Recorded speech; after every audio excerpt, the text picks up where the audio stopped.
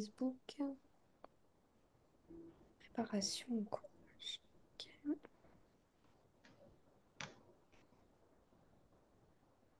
Ah, ça me remet comme tout à l'heure que c'est pas possible, mais on y est. Bon, et bah écoute, le principal, c'est que ça marche, même si j'ai un message d'erreur, c'est bon. Coucou tout le monde. Alors, je mets juste le haut-parleur 2 petites secondes. Non, c'est bon.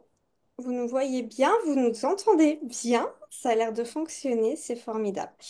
Je partage juste pour celles qui n'ont pas la notif.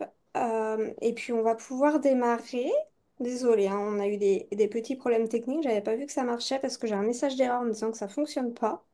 Puis bah, finalement, ça fonctionne. C'est bon, ça marche. Ah, merci. Ma meilleure amie qui vient de m'envoyer un texto. Merci. C'est génial. Bon, bonsoir tout le monde. Donc, bonsoir Sylvie, bonsoir Valérie, bonsoir à tout le petit monde qui est connecté. On est déjà à 38, donc ça va ultra vite. C'est génial, je suis contente. Donc, bah, merci d'être présente sur le live ce soir. Donc, du coup, c'est un live où on est en duo. Donc, on casse un peu les codes ce soir. J'ai Annelise qui se joint à moi. Donc, Annelise, je vais la laisser se présenter, hein. Mais du coup, c'est une spécialiste au niveau du sommeil. Et on trouvait important, en fait, de vous parler de l'importance d'avoir un bon sommeil au niveau de votre peau parce qu'en fait, tout est lié. Je vais lui laisser la parole, comme ça elle va pouvoir se présenter. Bonsoir tout le monde. Donc oui, moi je m'appelle Annelise, je suis infirmière depuis 2013 et je travaille aujourd'hui chez Eléa Santé, qui est un réseau de 4 centres du sommeil répartis dans le Var-Est, donc dans le sud de la France. Eléa Santé a une approche globale des troubles du sommeil, est constituée d'une équipe innovante. Euh, et qui prend en charge les troubles du sommeil variés et complexes avec un partenariat d'un réseau pluriprofessionnel. Et donc, on a aussi à cœur d'informer et de sensibiliser le plus grand nombre, effectivement, sur tout ce qui va être question du sommeil, quel que soit le domaine. Voilà. Bah, merci Annelise. Alors du coup, on a plein de petits... Je sais pas si tu as les commentaires ou pas qui s'affichent. J'ai pas les commentaires, T'as donc il pas va mis... falloir me faire la lecture. Ouais. Bon, alors moi du coup, j'ai mis mon téléphone à côté, j'ai tous les commentaires. Je te dis pas combien de petits yeux on est. On va pas te stresser. Mais enfin voilà, tout le monde nous dit bonsoir. Elles sont Eh contentes. bien, On a bonsoir tout le des monde. cœurs, donc c'est trop chouette. Donc du coup, on avait mis un petit post il y a quelques jours pour récolter quelques premières questions pour enclencher la machine. Donc Oui. du coup, Annelise va pouvoir répondre aux quelques questions qui ont été posées. Et puis bah, donc elle va répondre sur la partie médicale, la partie sommeil. Et puis moi, je vais pouvoir enclencher sur la partie soins, etc. si les questions sont liées. Donc voilà, on va être ensemble pour une petite heure parce que du coup, elle est comme moi, elle a ses loulous à la maison et tout, donc on va pas y rester toute la nuit. Voilà, si Je jamais peux vous avez revenir. d'autres questions qui arrivent en cours de route, faut pas hésiter à les poser surtout en commentaire. Moi, j'ai les commentaires, du coup, je pourrais les retransmettre. Alors, du coup, est-ce que tu veux qu'on reprenne déjà pour commencer peut-être quelques questions qui avaient été posées Ouais, je pense qu'on peut faire comme ça. Du coup, en plus, j'ai vu qu'il y a des personnes qui ont posé des questions qui sont là, donc. D'accord, ok. Alors, il y avait une question sur le repas du soir, à savoir est-ce que le repas du soir a une incidence ou non sur l'endormissement? La réponse est oui. On va effectivement conseiller d'éviter les repas lourds, gras, épicés, limiter la caféine et la consommation d'alcool et de manger au moins 2 heures avant l'heure du coucher. En fait, de préférer un dîner léger, ça va venir favoriser un meilleur endormissement puisque la digestion sera moins importante à gérer et donc du coup, on va gagner en confort. Voilà, ça fait partie effectivement de ce qu'on appelle l'hygiène de sommeil. En tout cas, c'est une partie de l'hygiène de sommeil à respecter. Et puis, si on peut finir sur une petite infusion avant d'aller se coucher, c'est très bien aussi. Voilà. Une nuit tranquille. On... Ouais, voilà, oui, une nuit tranquille si on veut. J'avais le souvenir de ça de ma grand-mère. Elle avait ses nuits calmes le soir.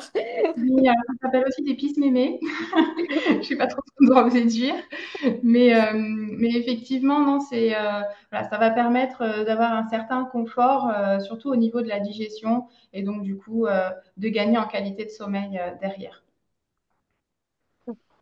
Super. Voilà, alors ensuite on avait, est-ce que le manque de sommeil fait vieillir plus vite notre peau? Alors la réponse est également oui, puisque le manque de sommeil réduit la régénération cellulaire.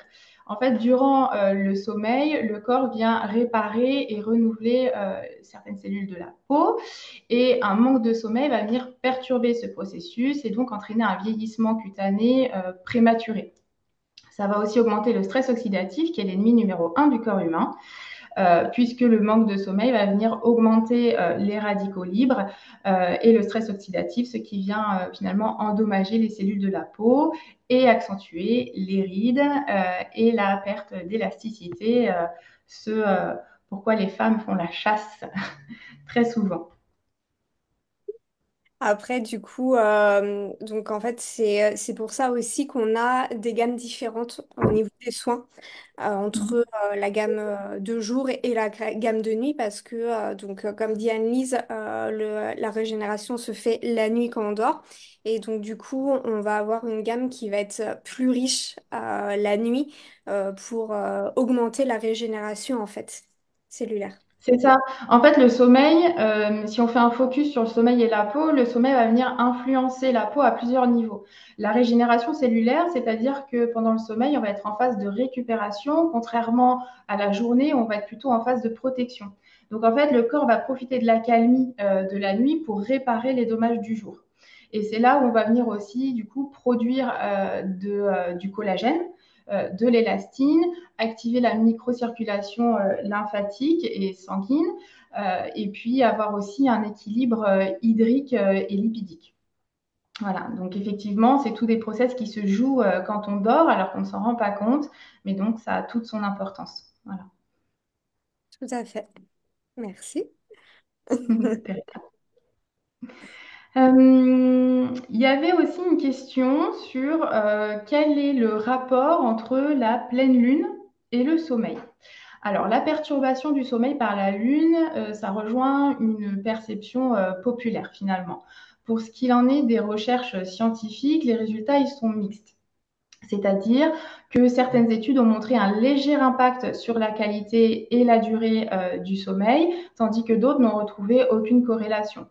Je pense que ce qu'on peut considérer, c'est l'impact de la lumière sur les rythmes biologiques, puisque on va caler notre rythme biologique, notre rythme circadien sur la lumière, et que la lumière intense que va délivrer la pleine lune peut influencer ce rythme circadien et donc perturber effectivement l'endormissement.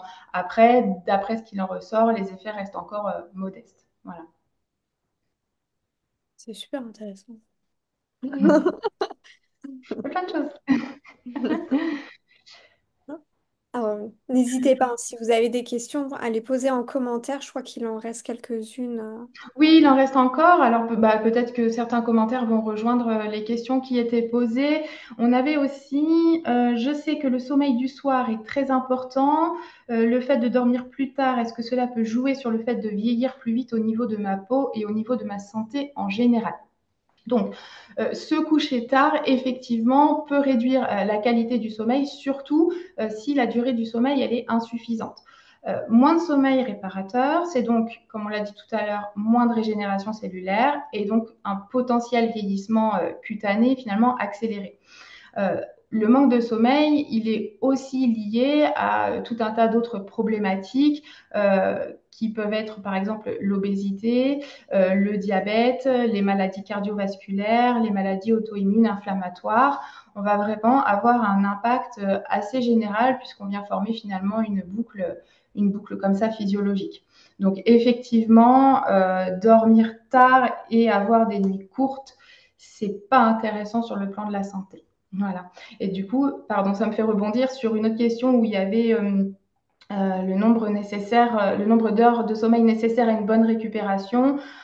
Chez l'adulte, on va estimer qu'entre 7 et 9 heures, on va obtenir une récupération optimale et une heure de coucher conseillée entre 21 heures et 23 heures. Voilà. Et du coup, si par exemple, non, je sais pas, hein, moi, je suis novice, hein, donc je pose la question aussi. Du coup, si par exemple une personne va se coucher régulièrement vers minuit, 1 heure du matin, mais se lève pas Mhm. avant 10 heures, 11 heures le lendemain matin, du coup, ça n'a pas trop d'impact parce qu'elle a quand même pas Alors, mal en de... fait, c'est vrai qu'on a ce qu'on appelle des chronotypes. On va avoir les fameux couches tard et puis les fameux couches tôt. En réalité, la qualité de sommeil, elle est aussi importante que la quantité de sommeil. Si finalement le rythme est pris, il est constant, que le sommeil est réparateur, finalement, la régénération de la peau, mais comme toute la question de santé, hein, reste optimale. Le but, c'est de dormir dans un environnement propice au sommeil réparateur, donc de dormir dans l'obscurité, de dormir dans une pièce qui est tempérée de manière correcte.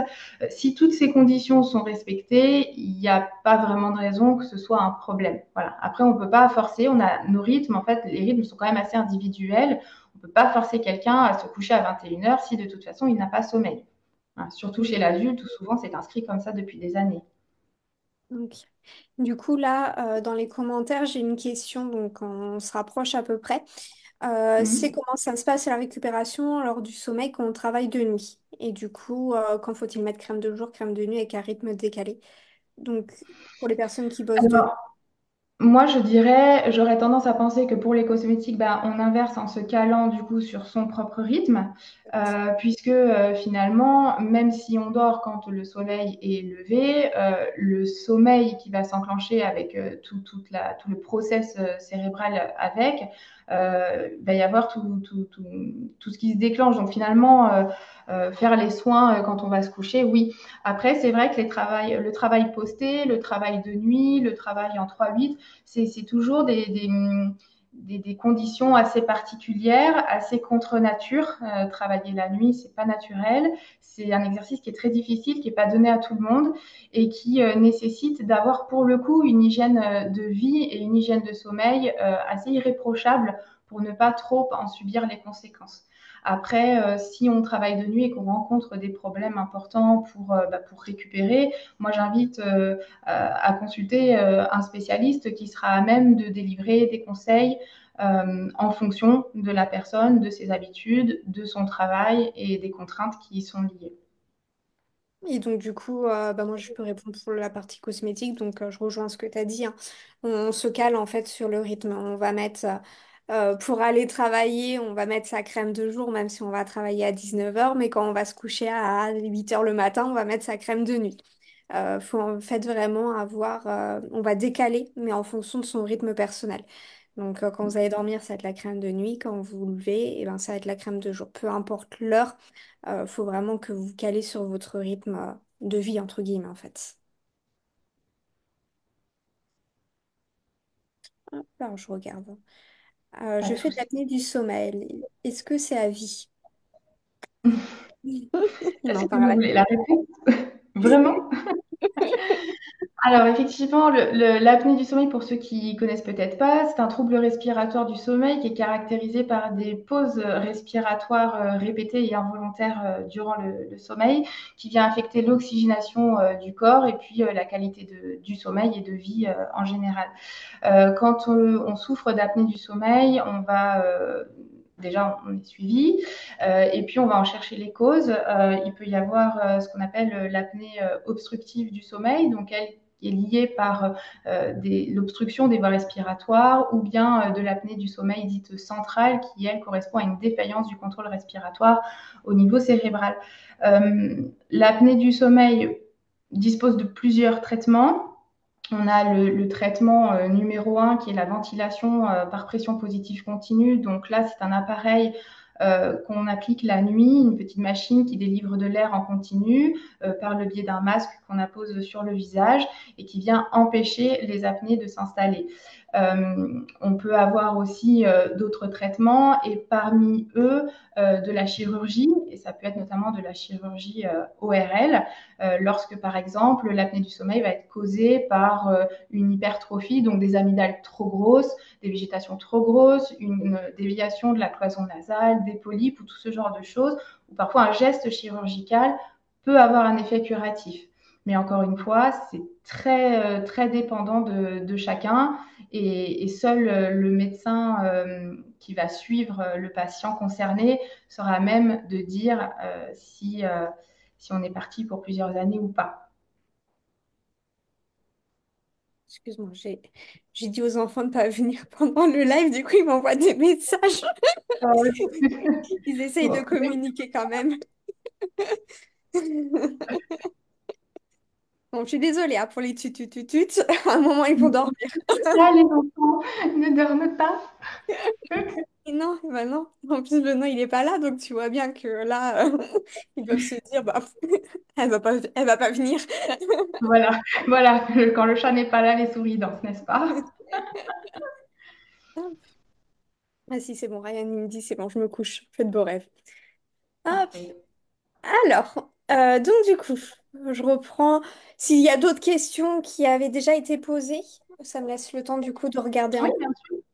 Alors, on avait donc bon, le nombre d'heures de sommeil, on en a parlé finalement tout à l'heure. On avait aussi une petite variante, quelqu'un qui demandait si le nombre d'heures de sommeil nécessaire à une bonne récupération variait, enfin, en tout cas dépendait de l'âge. Et si oui, qu'en était-il pour une femme de 55-60 ans? La réponse est encore une fois oui. Le nombre d'heures de sommeil va varier avec l'âge. On va observer une durée de sommeil et une qualité de sommeil différente en fonction de l'évolution dans notre propre vie. Et pour une femme de 55-60 ans, on estime que environ 7 à 8 heures de sommeil par nuit sont tout à fait correctes pour avoir une récupération optimale. Alors, là, du coup, j'ai une question. Je me couche à 21h30 et je me lève à 5h. Mais malheureusement, à partir de 1h du matin, je me réveille sans arrêt. Pourquoi? Pourquoi? Alors, ça rejoint aussi une question qui avait été posée en amont de ce live. C'était les réveils nocturnes et leur signification. On va décliner plusieurs types de réveils nocturnes et plusieurs types aussi d'insomnie, parce que c'est pas le tout de se réveiller, c'est aussi la question de se rendormir. Certains vont se réveiller et puis avoir aucun mal à se rendormir, et puis d'autres, bah, finalement, vont tenir l'éveil et ne vont pas parvenir à se rendormir. Sur cette question-là, on va distinguer d'abord le réveil en milieu de nuit. Le réveil en milieu de nuit va trouver plutôt son origine dans des causes organiques. Quand je dis cause organique, j'entends par là troubles du rythme cardiaque, diabète, apnée, douleur, etc. Et donc apnée, finalement, c'est ce qu'on disait, les interruptions respiratoires, au bout d'un moment, peuvent tellement fatiguer l'organisme qu'il choisit de se réveiller pour ne plus supporter ça. Donc ça peut être une cause.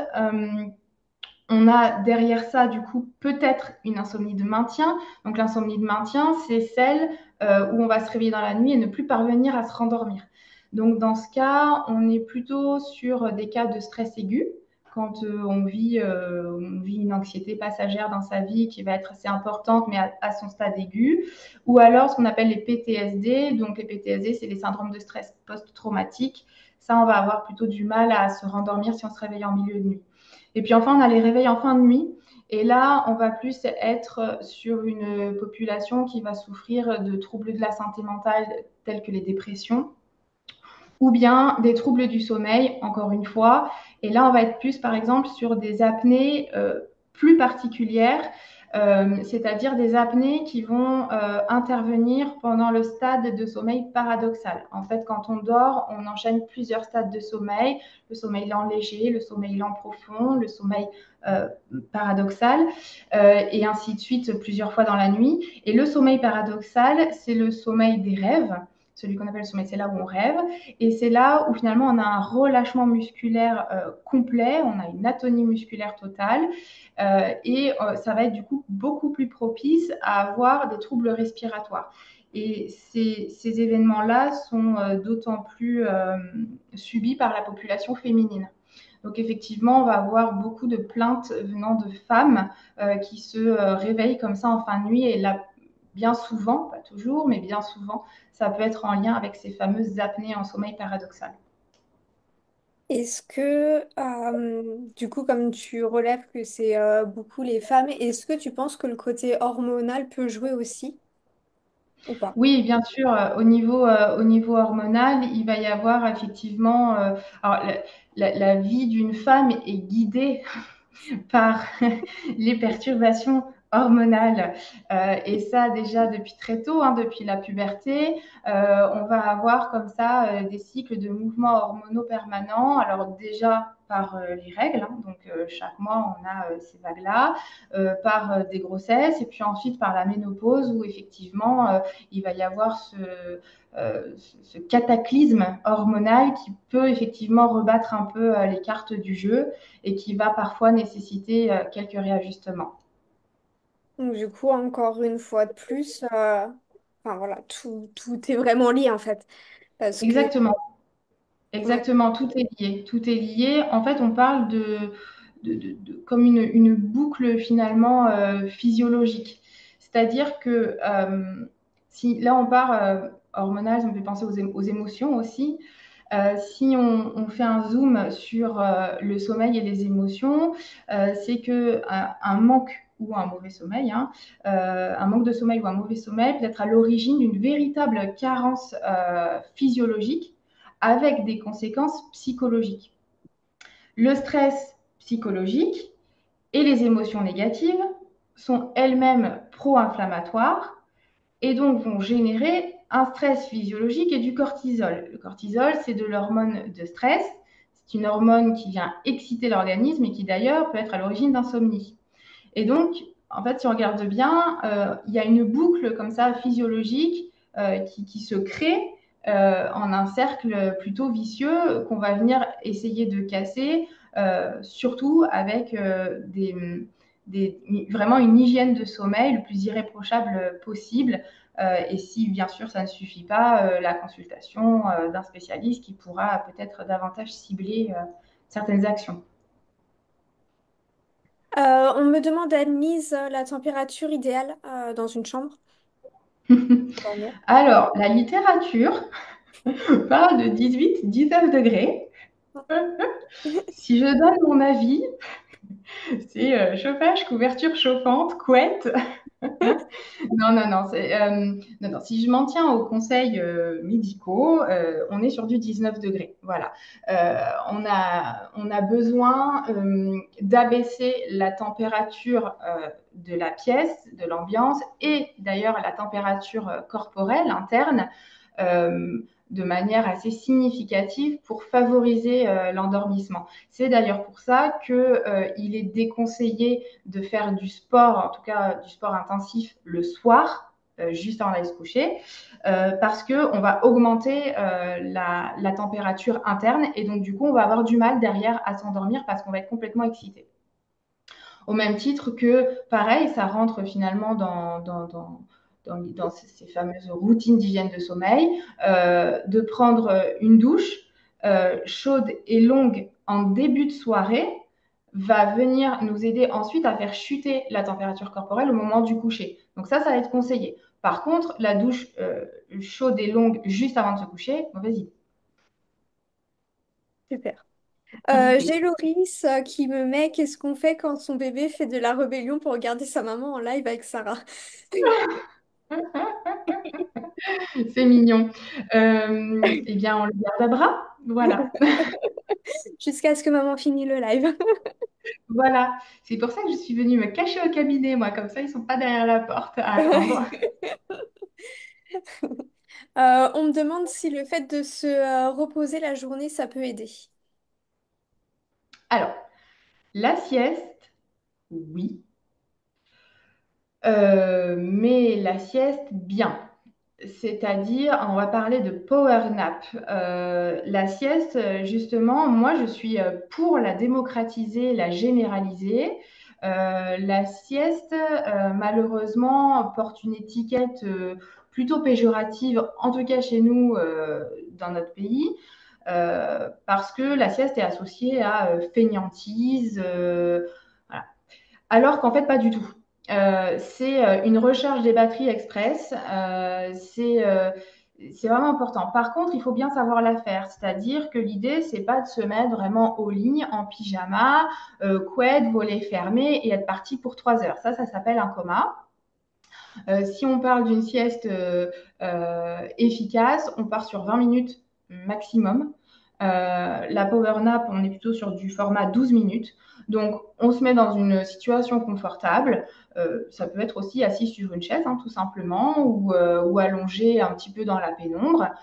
On s'isole, on coupe le téléphone et puis on se repose. Et ne serait-ce que de fermer les yeux, on va se mettre dans ce qu'on appelle un rythme alpha lent et on va poser les choses et permettre du coup de rebondir et d'être beaucoup plus efficace derrière au travail. D'ailleurs, les études encouragent la pratique de la sieste en entreprise parce qu'elles montrent que sur une population qui fait des siestes vs une population qui n'en fait pas, la productivité au travail est radicalement différente en faveur de la sieste.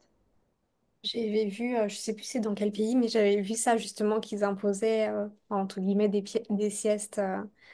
Ouais, ouais, ouais. Non, non, C'était- ça, franchement, ça fait ses preuves. La sieste, c'est pas que pour les bébés. Oui, c'est vrai. La sieste, c'est pas que pour les bébés et non, non, c'est vraiment une pratique qui est très intéressante. Après, voilà, encore une fois, il faut savoir la faire parce que le souci, c'est que si on fait une sieste trop longue, toujours par rapport à ces fameux stades de sommeil dont je parlais tout à l'heure, on va tomber on risque, si on fait une sieste trop longue, on risque de tomber dans le sommeil un peu plus profond et du coup d'avoir beaucoup de mal à émerger et du coup d'être dans le gaz toute la journée, d'être irritable et on va en perdre tous les bénéfices. On veut vraiment être sur une forme de recharge rapide, donc 12 à 20 minutes et c'est parfait. À ne pas confondre quand même avec la somnolence. La somnolence, c'est un besoin impérieux, irrésistible d'endormissement en phase d'éveil. Donc, c'est pas vraiment pareil parce que les causes, elles peuvent être un sommeil insuffisant ou de mauvaise qualité ou un trouble du sommeil tel que justement l'apnée du sommeil.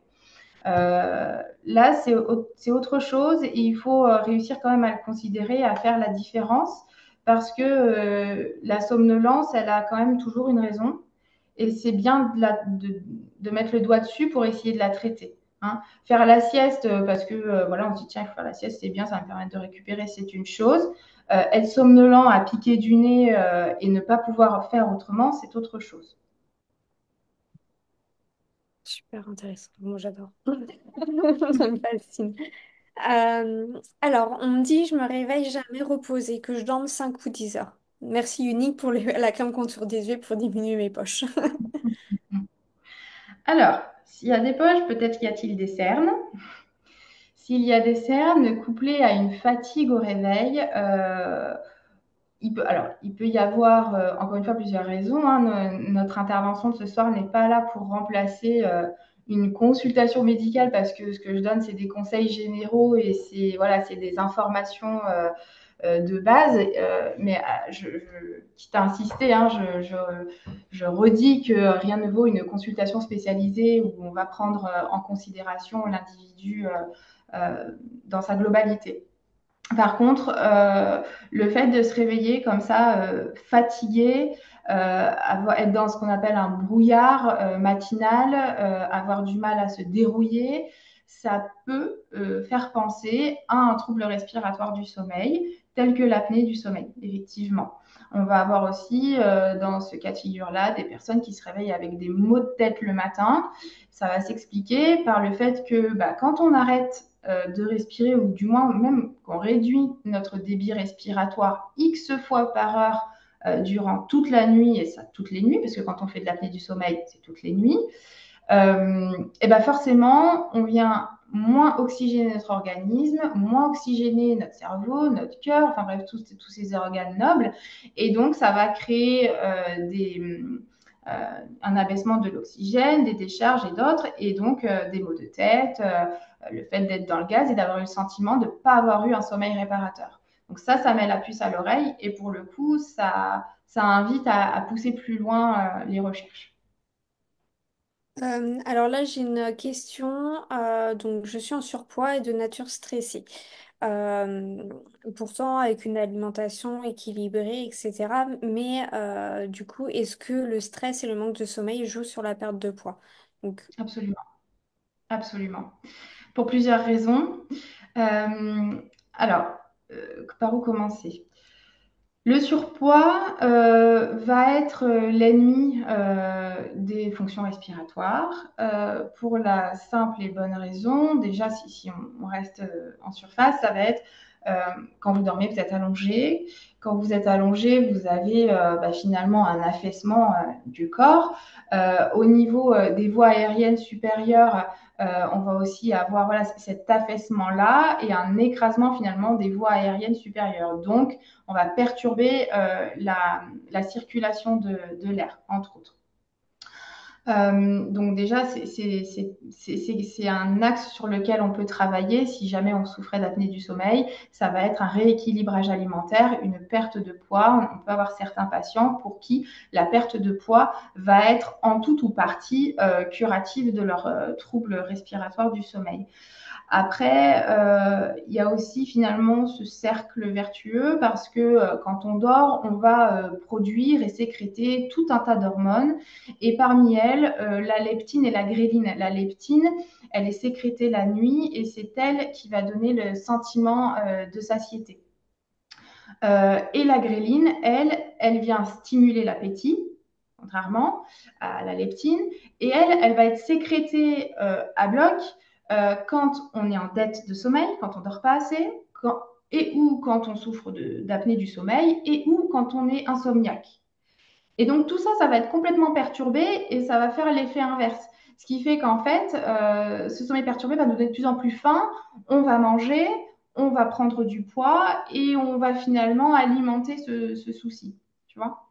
Voilà. Donc, effectivement, tout ça, ça génère les troubles alimentaires, une mauvaise alimentation, le stress. Ça va générer ce fameux stress oxydatif, on l'a évoqué tout à l'heure, le fameux ennemi numéro un du corps humain, qui va d'ailleurs être la cause d'un vieillissement accéléré et d'une fatigue générale. Voilà. du coup, ça rejoint aussi, parce que je sais que quand on est stressé, ça joue aussi sur l'état de notre peau. Enfin, moi, je Oui. sais que dès que j'ai un coup de stress, de toute façon, ça se voit, hein, on a l'impression que je viens d'avoir mes règles. Voilà.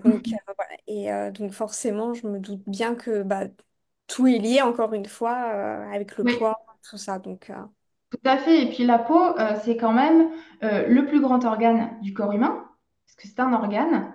Et c'est quand même le plus grand du corps humain. C'est quand même essentiel de savoir en prendre soin parce que c'est finalement la vitrine de notre santé. C'est le premier représentant de notre bien-être. Quand on se présente, personne va voir la tête de nos poumons, de notre cœur et de notre foie. Mais par contre, va bien voir notre peau.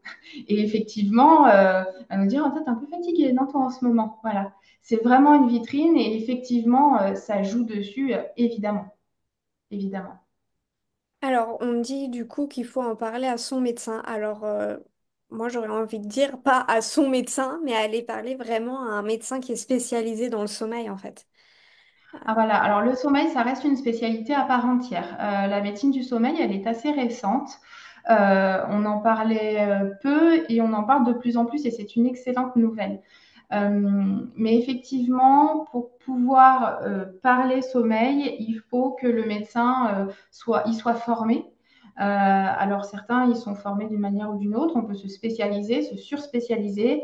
Mais effectivement, pour aborder les choses en profondeur, il vaut mieux se rapprocher d'un spécialiste du sommeil, un somnologue, quelle que soit d'ailleurs sa spécialité d'origine. Ça peut être un médecin ORL, un cardiologue, un psychiatre, un pneumologue. Mais après, chacun finalement va avoir sa patte vis-à-vis de sa spécialité d'origine. Voilà, un pneumologue va aborder les choses d'une façon, avec son regard initiale de pneumologue, le cardiologue à son tour avec son regard de cardiologue et ainsi de suite.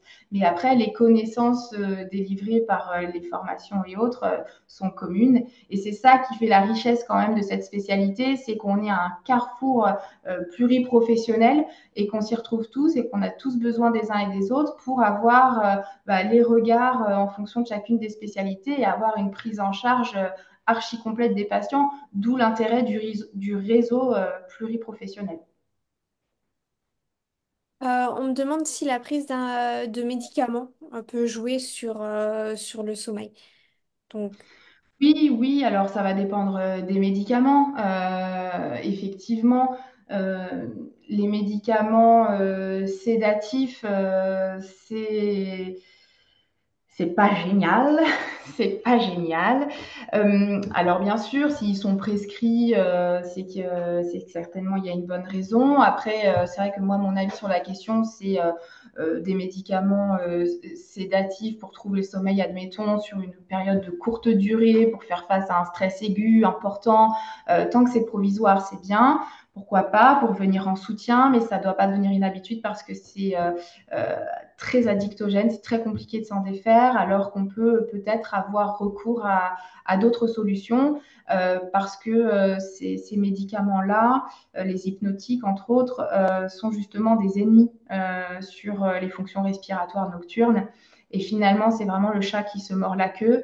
On veut dormir, alors on met des hypnotiques. En fait, on dort encore moins bien, on se réveille complètement éclaté, alors on va en reprendre encore un peu plus et ainsi de suite. Voilà. Pour moi, ça revient à mettre un pansement sur une plaie qu'on n'a pas nettoyée. Quand on l'enlève, il y a des vers, quoi. Voilà, c'est un peu l'image que j'en ai. j'adore, t'es comme Par moi, t'aimes les trucs imagés. Oui, j'aime beaucoup imaginer les choses. C'est vrai que j'aime bien imaginer les choses parce que c'est beaucoup plus parlant. Mais par contre, ça me fait penser, si on a des difficultés d'endormissement, il existe des règles, alors, on va dire que je radote, mais des règles d'hygiène de sommeil qui sont assez simples à appliquer du moment où on est endurant et régulier, constant. C'est-à-dire que si on fait notre activité physique suffisamment tôt dans la journée, qu'on prend notre douche ou notre bain chaud et long en début de soirée, qu'on a une alimentation équilibrée et adaptée, pas trop lourde le soir. Peut-être même qu'on peut faire un peu de relaxation ou de méditation avant d'aller au lit, qu'on fait bien ses soins, où on s'accorde ce temps-là qui est très important. Euh, Finalement, si on applique tout ça, déjà, on devrait favoriser l'endormissement. Et puis après, sinon, on peut aussi avoir recours, si vraiment c'est compliqué, à ce qu'on appelle de la mélatonine. Donc la mélatonine, c'est une hormone à la base naturelle qui est produite par l'épiphyse, une glande dans le cerveau, et qui est sécrétée naturellement lorsque le sommeil se couche et que la luminosité extérieure baisse. On va avoir le pic de sécrétion de mélatonine entre 2 heures et 4 heures du matin à peu près, pour qu'ensuite elle rechute en fin de nuit pour nous permettre de nous éveiller et de vivre notre journée pleinement. Parfois, on va avoir des perturbations sur la sécrétion de cette fameuse mélatonine et on peut trouver comment dire, des supports, des compléments de mélatonine en effet immédiat ou en prolongé qu'on peut prendre sans risque d'accoutumance et qui va nous permettre d'installer et d'améliorer la durée de notre sommeil. T'as le bonsoir de ta belle-sœur, Audrey. Bonsoir Audrey. Bonsoir tout le monde, ceux que je connais et ceux que je ne connais pas.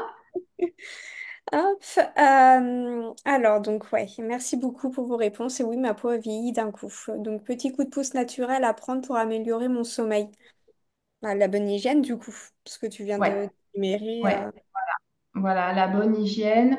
euh, c'est vraiment, des principes finalement assez basico-basiques de vie en général, parce que bon, bah, avoir un bon repas le soir, c'est bien, mais si on peut avoir des bons repas toute la journée équilibrés, c'est aussi bien. Si voilà, on fait un petit peu de sport, si on dort dans des conditions, un environnement favorable au sommeil, c'est toutes ces choses-là qui vont permettre d'optimiser les conditions de sommeil. Voilà. Si malgré tout ça, ça ne marche pas, là, on peut se poser la question pour aller plus loin. Mais déjà, c'est pas mal de choses à appliquer parce que finalement, Si on est tout à fait honnête, qui ne s'endort pas avec le téléphone dans la main? Hein, Sarah? Je sais pas, tu as l'air concernée. Non, mais voilà, c'est ça aussi, hein. Finalement, les conditions et les habitudes de sommeil ont évolué avec le temps et aussi avec notre société par rapport aux habitudes alimentaires qui ont changé, par rapport aux écrans aussi. Euh, les écrans, cette fameuse lumière bleue, c'est pas rien. La lumière bleue, elle vient stimuler des récepteurs au niveau de la rétine. Elle vient la stimuler de manière intensive. Et en fait, du coup, la rétine va avoir la mauvaise info. On lui dit que c'est le soir, mais en même temps, on lui envoie de la lumière à fond. Donc, elle se dit, OK, c'est la journée, donc je ne dors pas. Et donc, s'endormir avec le téléphone dans la main, dans le lit, c'est très, très mauvais. On évite les écrans ou si vraiment on n'a pas le choix, on met au moins un filtre à lumière bleue. Voilà. Du coup, la télé, pareil. Euh, un bon livre, c'est bien un livre. Un Oui, oui, livre, oui. de la méditation. Après, bien sûr, la télé, mais alors au moins pas la télé dans la chambre, quoi. Voilà. Oh là là, mon Dieu. Non, mais alors moi, je ne suis pas la bonne patiente du tout, hein. Et, Non, mais après, je ne veux pas être la maîtresse, là, hyper Non, carrée. non, non, mais après, de Non, c'est toute pas ça, façon, c'est vraiment des conseils généraux parce que, en fait, le lit, on dit qu'il doit être réservé au sommeil et à l'intimité. C'est encore une fois une question de message qu'on envoie à notre cerveau.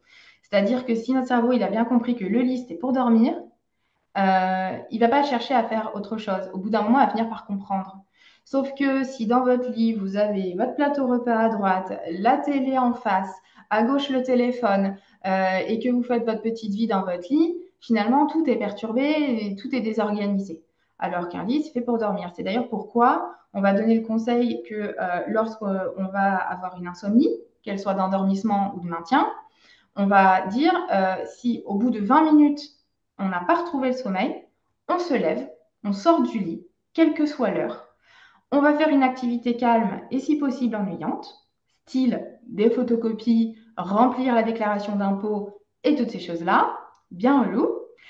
Et quand on commence à réavoir des signes de fatigue, de besoin de sommeil, on va se recoucher. Et ainsi de suite. Et on recommence autant de fois que nécessaire. Et au bout d'un moment, c'est un rituel qui va finir par payer. Mais ça, c'est important. c'est super intéressant. De toute façon, c'est un peu le principe de l'injonction paradoxale. Oh, je vais refaire une image. Alors, là, si je dis à tout le monde, préparez-vous, mais surtout, ne pensez pas à un éléphant. Bien sûr, tout le monde a l'image d'un éléphant dans sa tête. Voilà. Ben là, c'est pareil. Surtout, il faut dormir. Eh ben, on va pas réussir. Que si on dit, il faut pas que faut pas que je dorme, faut pas que je dorme, faut pas que je dorme, à tous les coups, on va piquer du nez. Souvent, les étudiants, quand ils doivent réviser et qu'ils ont justement leur fiche là dans leur lit et qu'ils révisent et qu'ils disent, voilà, faut surtout pas que je dorme, demain j'ai mon interro, j'ai rien révisé, ils s'endorment dessus. Voilà. Alors qu'à l'inverse, ceux qui veulent dormir pour se dire, il faut absolument que j'ai passé une bonne nuit pour être efficace demain, ils vont tourner, chasser, virer dans leur lit pendant 3 heures. Et d'ailleurs, ça marche avec les enfants. Petite astuce, dites-leur à ceux qui ne veulent pas aller se coucher, mais surtout, ne dors pas. Vraiment, ne dors pas. Alors, ils ont l'impression que c'est génial.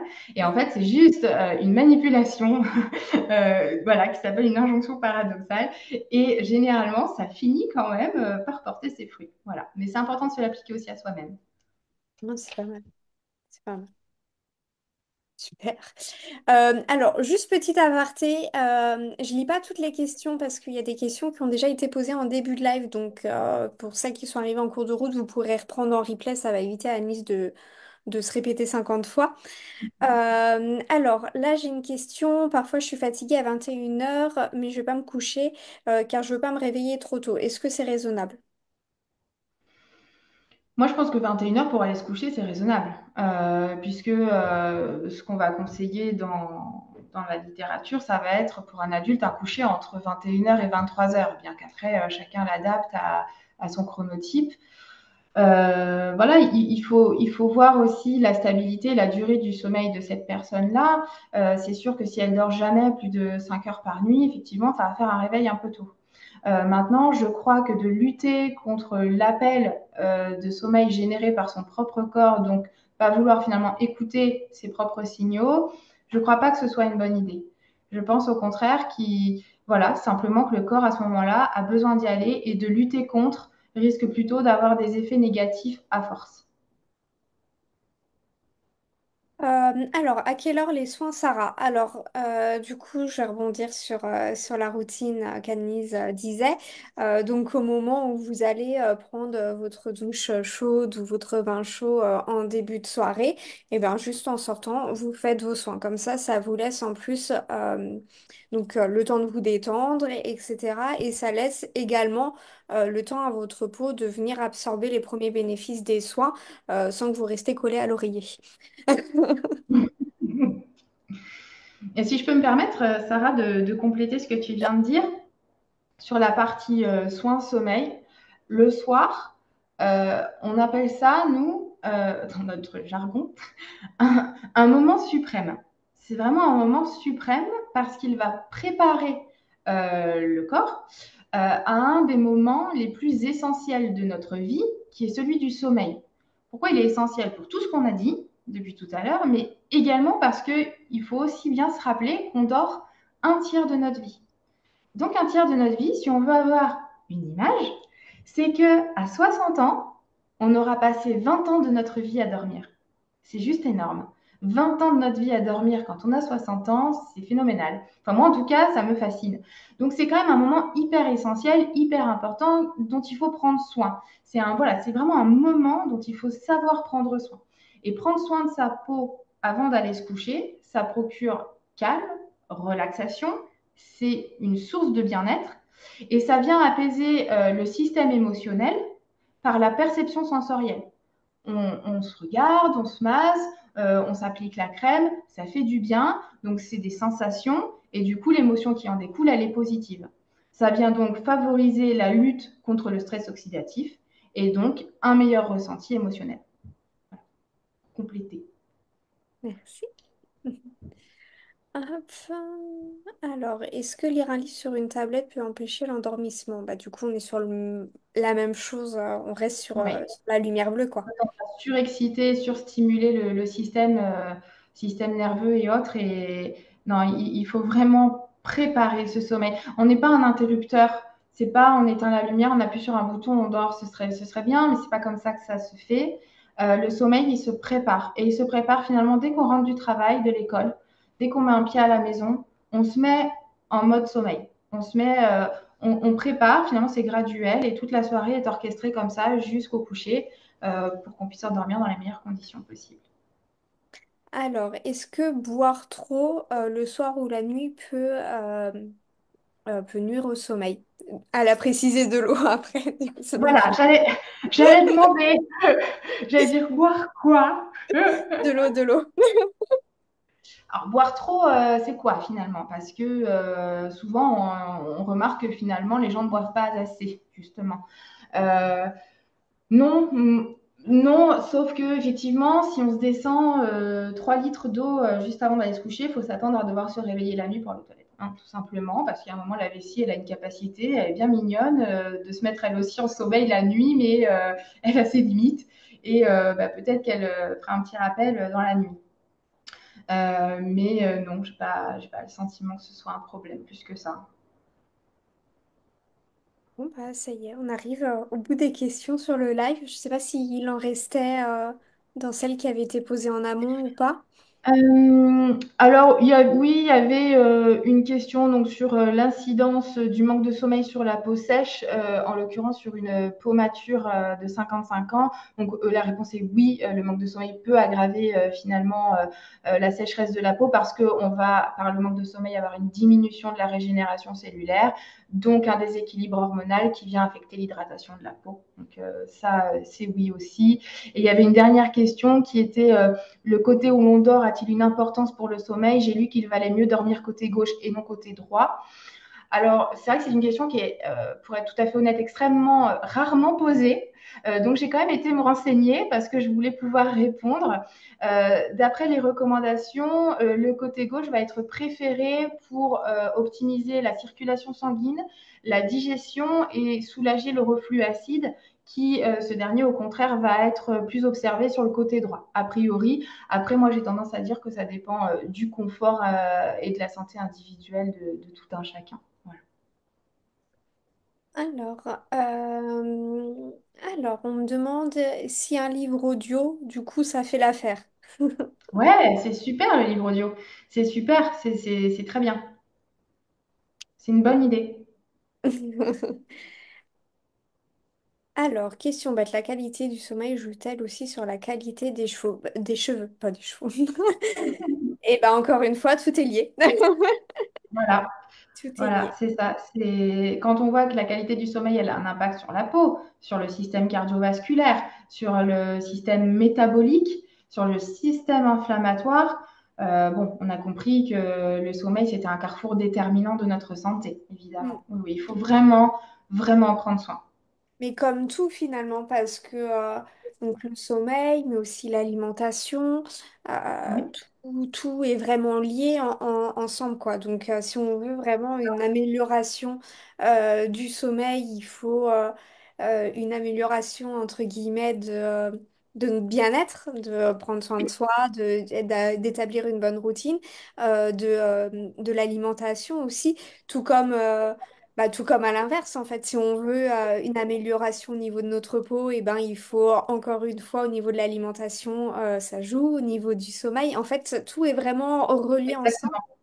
Tout à fait, parce qu'en fait, dormir, quand on dort, on parle de processus 360. En ce moment, c'est un peu c'est ce qu'on dit de plus en plus souvent. Ce processus 360, il veut tout dire. On vient régénérer l'esprit et le physique. C'est indissociable. On ne peut pas dissocier les deux. Et la santé physique et mentale, c'est quand même bien les bases fondamentales du bien-être. Mais quand on pense que la dernière étude que j'ai en tête est une étude qui date de 2022, euh, nous dit que 70% des Français se plaignent de leur sommeil. C'est, c'est affolant. C'est affolant. Donc, non, non, être bien dans sa peau, c'est un élément indispensable au bien-être. Et je pense que c'est des choses dont il faut se saisir, dont il faut parler, qu'il faut démocratiser. C'est vrai qu'à la télé, on connaît tous le petit bandeau en bas de la pub Kinder, manger, bouger. Sur l'autre pub, ne manger ni trop gras, ni trop salé, ni trop sucré. Sur l'autre pub, manger 5 fruits et légumes par jour. Et je pense qu'il faudrait en faire aussi en disant dormez X heures par nuit, prenez soin de votre sommeil parce que c'est un enjeu de santé publique réel. Ouais. Ouais, c'est génial, enfin, c'est super, super intéressant. Du coup, on va rebondir un petit peu sur le côté produit de soin par rapport à la peau. Donc en fait déjà, je voulais dire, j'en ai pas parlé en début de live, j'ai voulu le dire et puis bon, ça m'a un peu perturbé l'histoire que ça a fonctionné, ça a pu fonctionner. Enfin voilà, vous savez que après, il faut le temps que je me repose. Donc en fait, c'est Alice qui est venue vers moi. Donc elle suivait mes lives depuis un moment et en fait elle est venue vers moi il y a quelques mois en fait maintenant par rapport à ça en me disant Sarah, tu sais que tout est lié et donc du coup on a discuté, on s'est rencontrés donc le mois dernier par rapport à ça justement où on a parlé.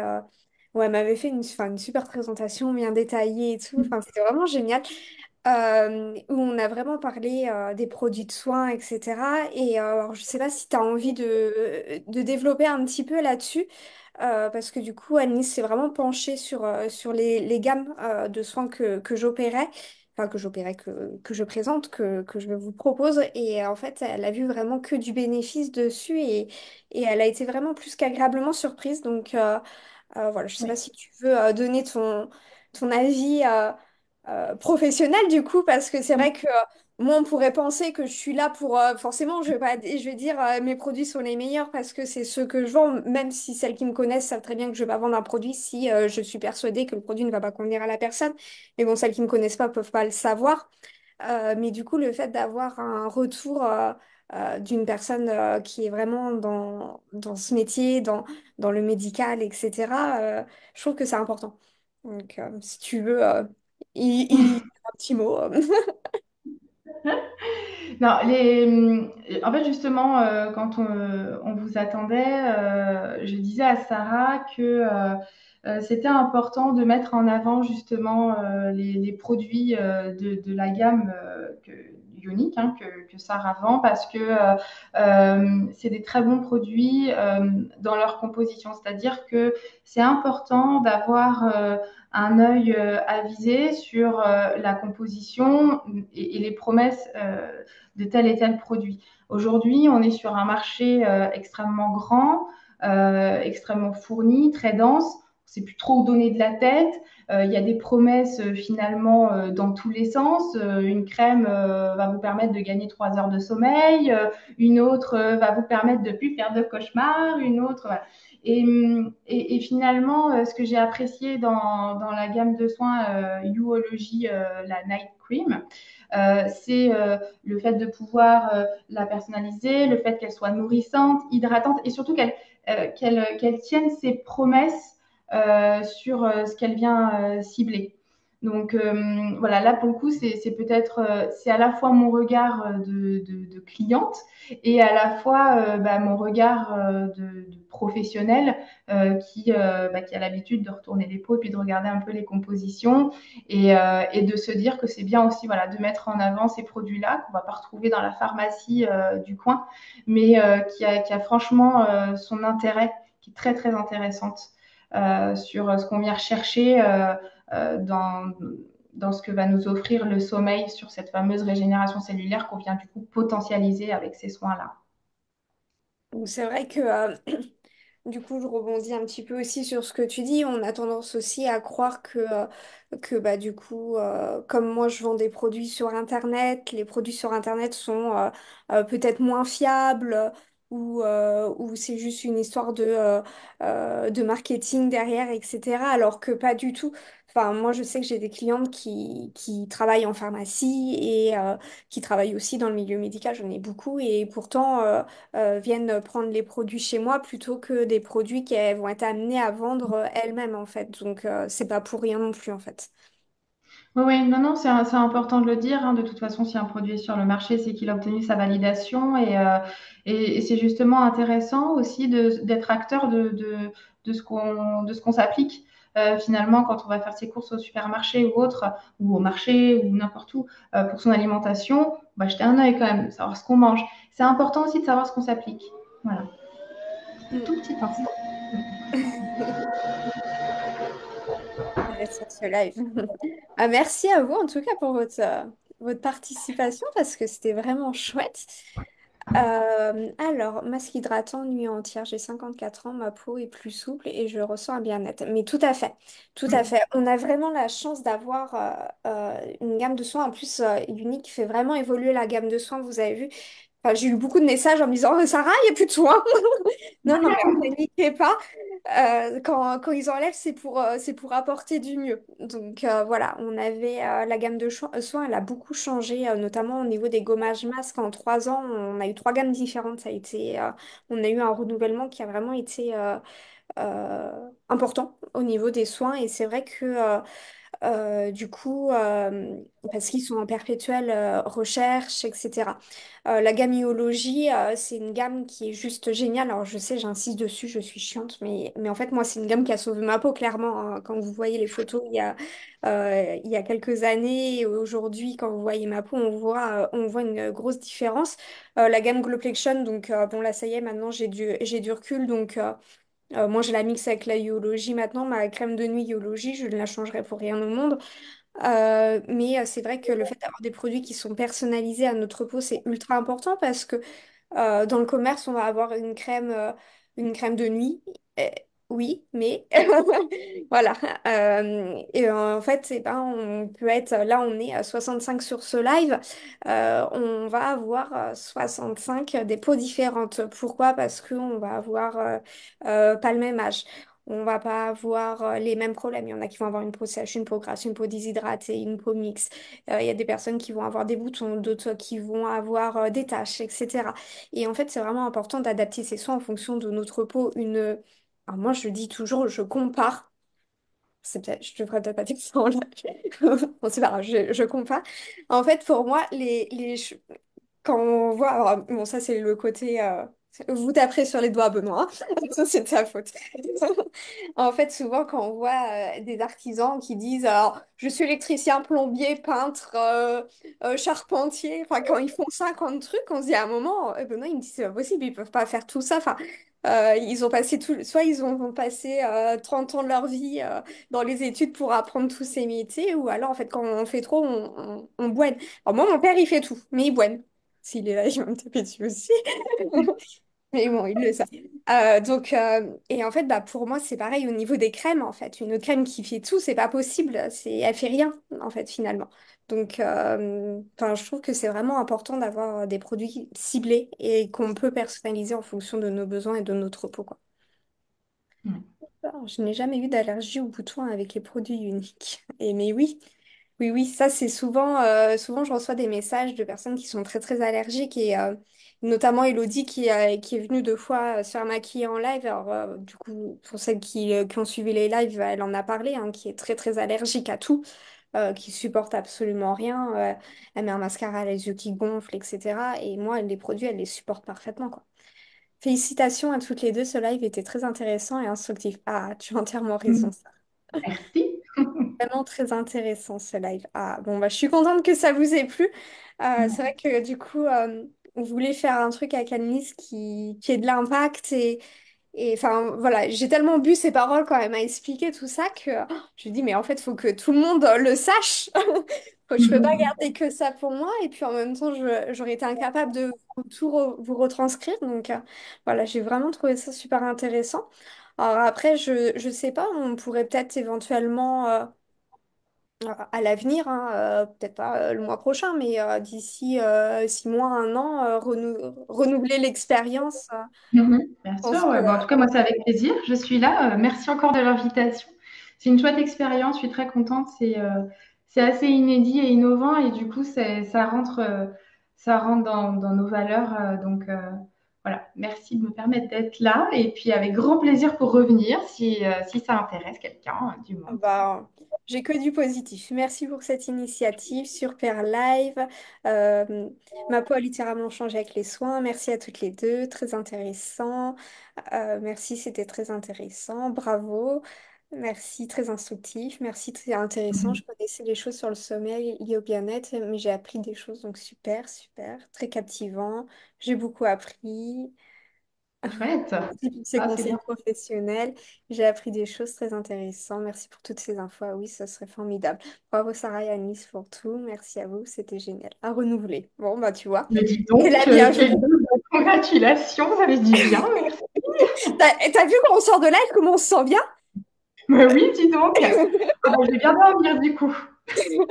Ouais, ouais, non, mais alors moi j'adore. Alors franchement, Unique, c'est une thérapie. Enfin, oui, Unique, enfin, je dis ça, mais enfin, voilà, j'ai vraiment de la chance, j'ai une super communauté.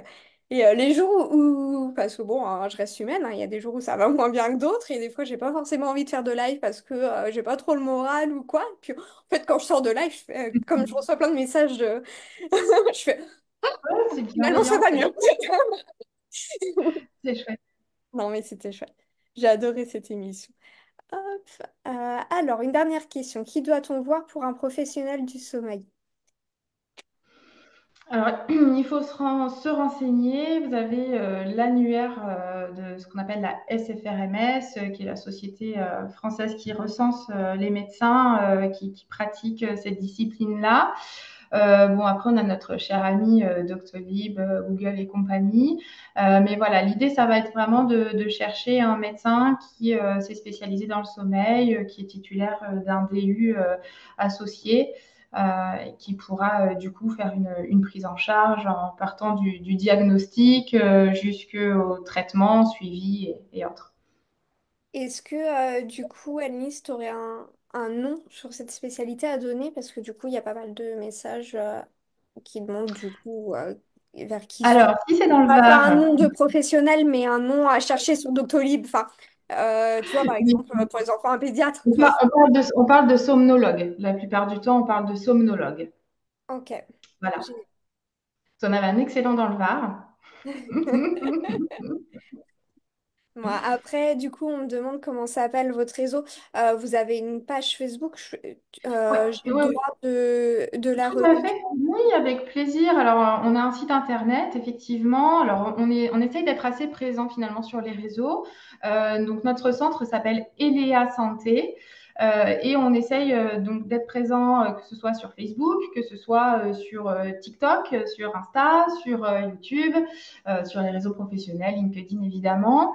Et on a ce site internet qui affiche du coup bah, notre équipe, le matériel avec lequel on travaille, nos centres et leur situation. Donc, on a des cabinets de consultation, on fait de l'exploration des examens en ambulatoire et on a aussi une unité hospitalière pour recevoir des patients le temps d'une nuit ou deux et d'explorer leur sommeil pour voir où est-ce qu'on en est et si besoin est, adapter une thérapie, proposer et adapter une thérapie. Et sur ce site internet, on tient un blog à jour le mieux qu'on peut, où on va justement essayer de publier des articles en essayant d'apporter une information médicale et scientifique tout en essayant de la vulgariser entre guillemets un peu pour la rendre accessible. Parce que l'idée, c'est pas de parler en mandarin dans notre jargon pour que personne ne comprenne rien. On est vraiment dans une démarche de sensibiliser le plus grand nombre. Et c'est pour ça qu'on essaye d'entretenir ce blog et de vraiment de parler de tout. Tout y passe. Tout y passe, les enfants, les adultes, tout. Tout. Voilà. Donc, oui, oui, bien sûr, avec plaisir. Bon, bah super. Donc, du coup, je vous partagerai le lien directement dans les commentaires sous ce live. Comme ça, vous aurez accès et puis vous pourrez aller chercher, aller regarder par vous-même. Ça va être plus simple. Bon, bah, c'est chouette. Du coup, bah, on va vous quitter. 22h09, on a tenu notre timing. On est pas mal. Oui, ouais, ouais, ouais. Ouais, ouais, très bien. Bon, bah, merci en tout cas pour ce live. Et puis, nous, on se retrouve demain à 13h30 pour un live make-up. Allez, bonne soirée. Merci à tous. Bonne soirée.